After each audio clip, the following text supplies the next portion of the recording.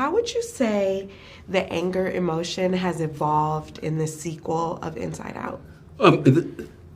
I think all of those core emotions from the first one have evolved in the sense that they've understood after the time that has passed that and because of maturity that how much each one needs each other, so that there is a growth in terms of that. My character's beginning to show some empathy, which is really unbelievable. but really, they begin to understand how to use their emotion to help the other emotions. Absolutely. That's the change, which is huge. Yeah, absolutely. And for you, Lisa, I love Disgust. Like, she's so cute. I love her whole aesthetic and everything.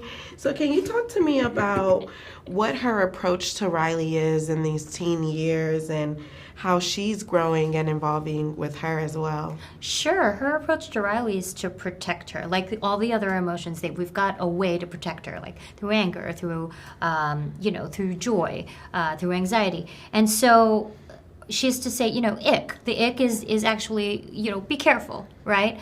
And I'm sorry, I forgot about the other. Oh, no. How is she just like growing as Riley is growing too? Oh, well, she's the most suited for the teenage years because, when I first got the job, I thought Disgust is the most like the teenager. I'm not going to do that. That's gross. I'm not going to wear that. That's disgusting. It's not cool enough. And she too integrates, like the emotions now. They're not working on their own. Like anger in this movie has like a moment with joy where they integrate and they work together. And that's what happens with Disgust. She works with anger, she works with fear a lot. Yeah, and my last question is for both of you all. How has voicing these emotions helped you to have an understanding of the role that they play in your own lives? And we could start with you, Lewis.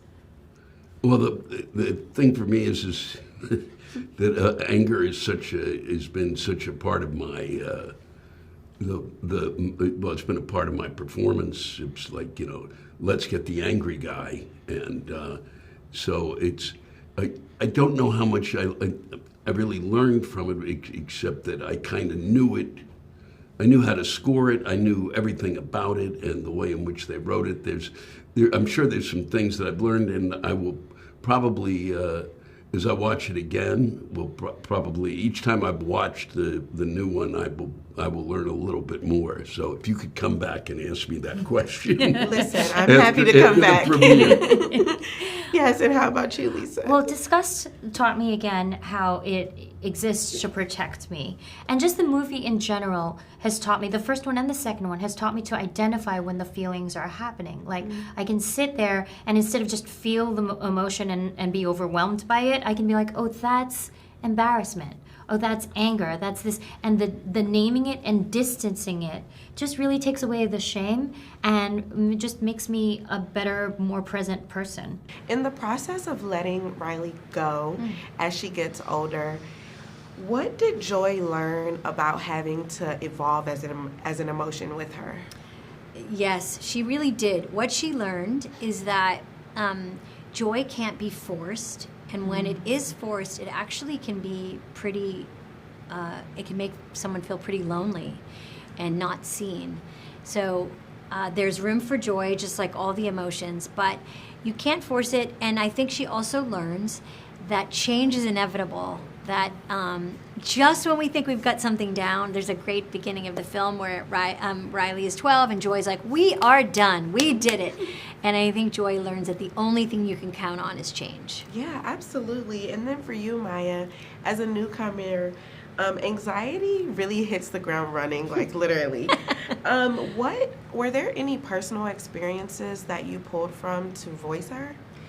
Yeah, I mean, I think I have my, some anxiety. It's not debilitating, but one way I've learned to cope with it is by turning it into a silly character in my own life where, like, if I really want my partner to leave for dinner early, to get to the party early, because I know I'm just worried that there's going to be traffic, and if it's going to stress me out, and I'd rather just walk around the block a couple times when I get there, I'll kind of do this voice and I'll be like, I know I'm being crazy, okay? I know that it's being silly and we don't need to, and I know we're just going to get there early and then we're going to have to walk around the block, but like, would you please, just so I can ease my mind, bring me to the party early? And I just kind of had that already in my life as like, you know, I'm an actor. I've got lots of little characters that I just do, and that was one of them. And so when this audition came about in my life and I saw that picture, I felt like I saw that little voice on that person, and I was like, "Ooh, maybe I got a shot. You know, maybe I could try to make this work." Yeah, don't tell the others, but she's my favorite Yes. emotion. She's the best. Yeah, I just think it's the perfect depiction for. I can't wait for the children in my life to like see it and be able to process that emotion. I think it's because of the time period that we're in. You know, I think that I think there's a lot of different emotions that take different significance at different moments in time. But like you say, it's been a brutal last couple of years. Yes. And it's a really anxious time to be a person. Yeah. So I feel so lucky that I get to voice this character that feels so necessary right now. Absolutely. And then my last question for both of y'all is just, what has voicing these emotions taught you about how they affect you, like in your genetic makeup? I think that it's affected me deeply, honestly, because I think about who is running my show, and I can picture that person. And also, it's very important that your feelings and your actions feel sometimes a little separate from you, so that if you do something wrong or bad, it doesn't mean you're a wrong or bad person. It just means like your behavior was wrong or bad. So I think what it helps me do is like actually know myself, to get to know why I'm doing things, who I am, like all that stuff that you spend a lifetime working on. Yeah, I love that. And how about you? I think I've really learned to kind of ask my emotions what their intention is. Like, you know, if it's anxiety, for example, be like, wait, hold on, we're really stressed. What do you want? What are you worried about? Like, and how can I help you help me? You know, so we can get through this period of time, so we can get what we want. Instead of just trying to smush it away and smush it down, really ask it questions, you know, or ask sadness, wait, hold on. What's our goal? Like, do we have a goal? And I think that I really learned that you could communicate with your emotions because they're all trying to protect you, you know?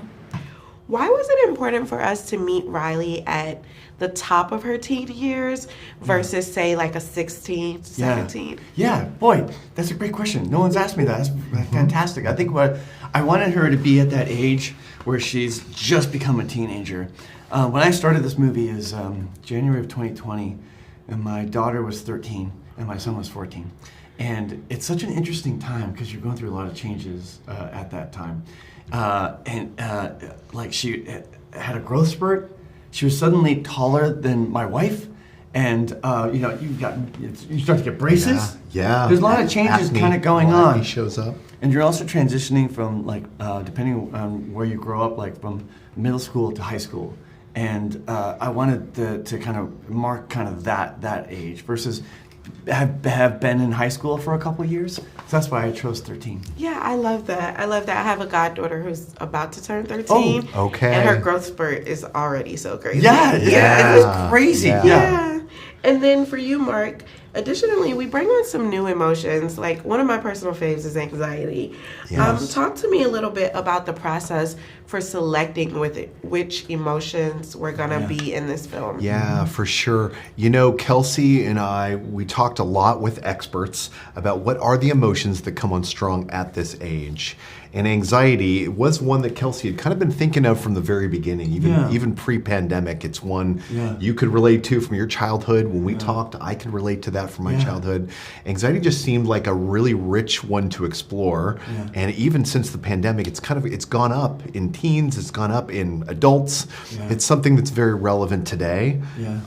So we wanted to explore how to have that be the character that would stage a bit of a takeover in this movie, but wanted to also treat her not too villainous because we want to be truthful to anxiety and the fact that it does have a place in our lives. I love that. And I love how the children today, they're able to voice anxiety. I didn't know what it was like being a child and having panic attacks. I was like, oh, what is this? So I really appreciate the anxiety character.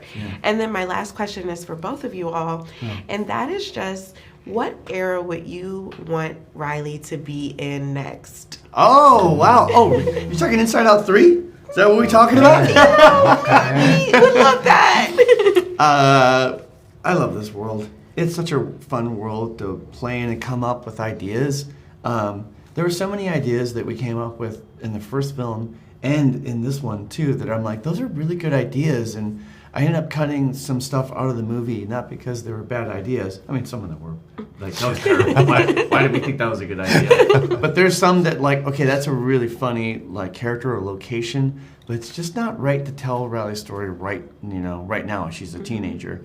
But so I had this idea, thought that there's this shelf of ideas that I'm like, this has to be used somehow. So I have no idea what the future is going to be with the Inside Out world, but I think there's too many good ideas that need to see the light of day, and so who knows? But we're so excited to be sitting here talking to you with Inside Out 2, which we've really poured our hearts into, and are excited for audiences to be able to go see this film in theaters. Where would you say the fear emotion falls in with teenage Riley? Ooh. Yeah, when I started this project, I was like, I like the shoes too. When I started this project, I was like, I really wanted a distinction between fear and anxiety to understand it. And he said fear is the reaction to an actual threat, and anxiety is a perceived threat. Oh. And with Riley, just with Hawke, just everything's like, she needs her mouth guard. She needs like, watch out. Like when the sarcasm shows up, he's gonna react to that. Whereas anxiety creates all these scenarios of like the what if, and if I do this, she's more the planner, whereas I'm like, what's right in front of me? Yeah, and I love that you mentioned anxiety, because my next question is, why do you feel like the fear emotion is so intrigued by anxiety? Like, there's liners where he's like, I like her. I like her. They're cut from the same cloth. Mm-hmm. I think just like everybody, like fear kind of feels like, is anybody else, watching out? Is anybody else kind of paying attention to this chaos around? And when she's the one that's like paying attention to the chaos, he's like, yeah, he doesn't feel so alone. He's like, yeah, I got a partner here. Yeah, and then also, how has voicing this emotion kind of helped you to understand the role that it plays in your own life? I think there's something about doing animation that it's a gift, because in life, whether it be anger, whether it be fear, you're not going around fully expressing this stuff. You're just kind of like keeping a facade, kind of keeping it together.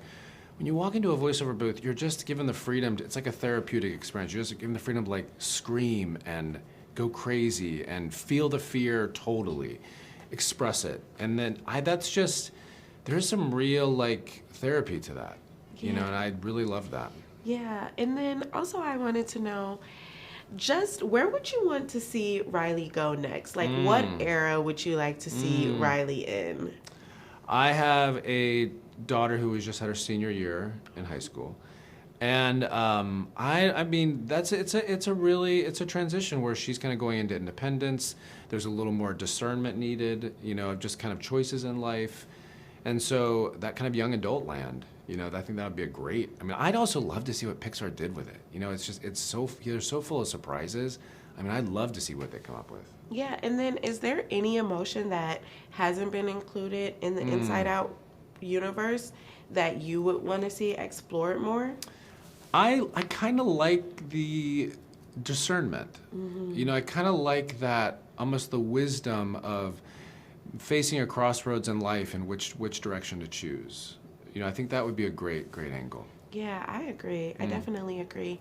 And then just lastly, talk to me about how the emotions kind of evolved with Riley, in the sense that they like really understand that they have to work together. Like, how was it like being able to lean in with those other emotions versus being like, oh, here's sadness, Yeah. Together.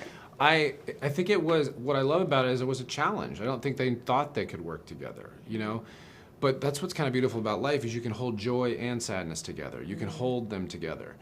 But towards the end, when they finally realize like everybody's got a seat at the table, we all need to come together and kind of give ourselves that compassion of our feelings, which I know I don't do. I spent a lot of my life trying to push stuff away.